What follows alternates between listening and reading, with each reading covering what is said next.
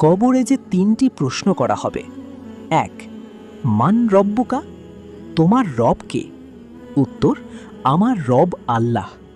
যে ব্যক্তি দুনিয়ায় একমাত্র আল্লাহর ইবাদত করেছে, তার আদেশ মেনে চলেছে এবং শিরক থেকে দূরে থেকেছে, আল্লাহ তাকে এই উত্তর দেওয়ার তাওফিক দান করবেন। ২, মা দীনুকা, তোমার দিন কি? উত্তর, আমার দিন ইসলাম। যে ব্যক্তি ইসলামের বিধান অনুযায়ী জীবন পরিচালনা করেছে, হালাল হারাম মেনে চলেছে এবং আল্লাহ ও তার রাসূল সাল্লাল্লাহু আলাইহি ওয়াসাল্লামের আনুগত্য করেছে, সেই এই উত্তর দিতে সক্ষম হবে। ৩, মান নবিয়ুকা, তোমার নবী কে? উত্তর, আমার নবী হযরত মুহাম্মদ সাল্লাল্লাহু আলাইহি ওয়াসাল্লাম। যে ব্যক্তি নবীজি সাল্লাল্লাহু আলাইহি ওয়াসাল্লামকে ভালোবেসেছে, তার সুন্নাহ অনুসরণ করেছে এবং তার শিক্ষা অনুযায়ী জীবন গড়েছে, আল্লাহ তাকে এই প্রশ্নের সঠিক উত্তর দেওয়ার শক্তি দান করবেন।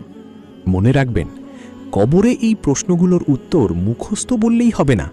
দুনিয়ার জীবনে ঈমান, ইবাদত, তাকওয়া ও সৎকর্মের মাধ্যমে সেই উত্তরের প্রমাণ রেখে যেতে হবে। আল্লাহ তাআলা আমাদের সবাইকে কবরের পরীক্ষায় সফল হওয়ার তৌফিক দান করুন। আমিন।